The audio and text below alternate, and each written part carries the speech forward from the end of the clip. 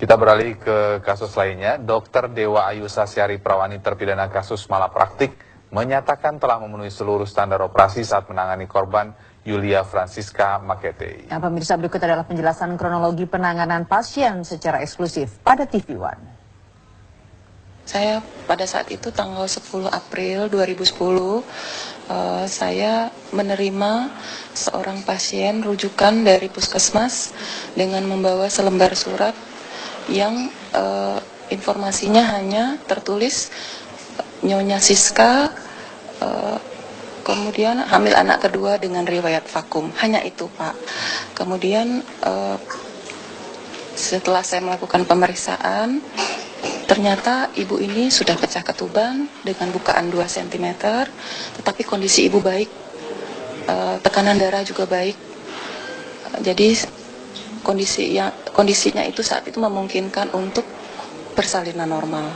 Jadi saya melakukan observasi pengamatan untuk dilakukan persalinan normal dengan setiap saat kita memeriksa tekanan darah, bunyi jantung bayi, kemudian kekuatan mengedan ibu, dan melakukan pemeriksaan dalam.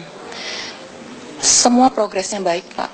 Sampai pukul 6 sore, sesuai grafik, kami punya patokan grafik, namanya partograf. Pada saat itu, pembukaan ibu sudah lengkap, tetapi kepala bayi masih tinggi.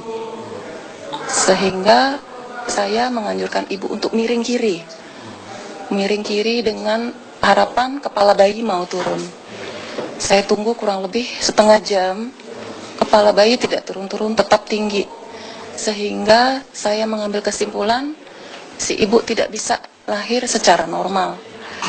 Jadi diputuskan untuk dilakukan operasi seksio sesarea. Kemudian saya melapor kepada dosen penanggung jawab. Dosen penanggung jawab kemudian setuju untuk dilakukan operasi seksio sesarea. Saya menugaskan tim jaga saya untuk mempersiapkan operasi ini. Jadi ada yang mempersiapkan surat persetujuan operasi, ada yang menyiapkan obat-obat, ada yang menyiapkan persiapan donor darah, kemudian ada yang menyiapkan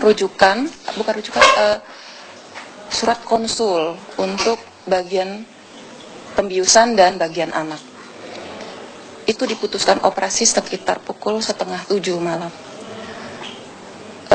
Pasien siap di meja operasi sekitar pukul 8:30. Saya sudah ada di kamar operasi sekitar 8:30.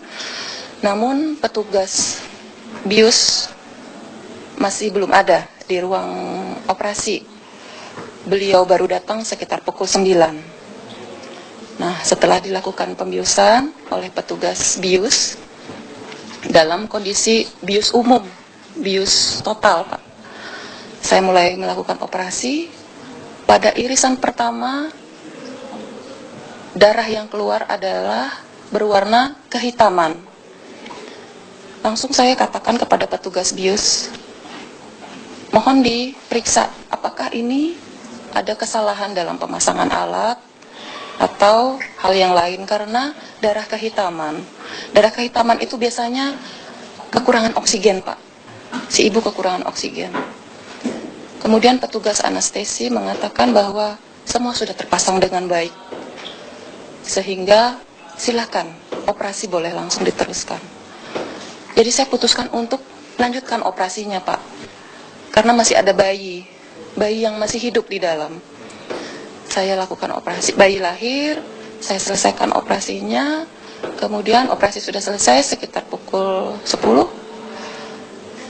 Tiba gilirannya ibu dibangunkan oleh petugas anestesi, sekitar setengah jam tidak berhasil dibangunkan.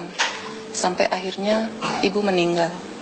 Jadi kami masuk sebagai peserta program pendidikan dokter spesialis sudah memenuhi persyaratan-persyaratan, Pak. Antara lain surat tanda registrasi dan persyaratan-persyaratan lainnya. Untuk surat izin praktek itu adalah kewajiban institusi yang menyiapkannya. Kami program pendidikan itu ada tahap-tahapannya, Pak. Jadi kalau tahap awal mungkin untuk tahap persalinan normal, tahap kedua, begitupun sampai tahap akhir.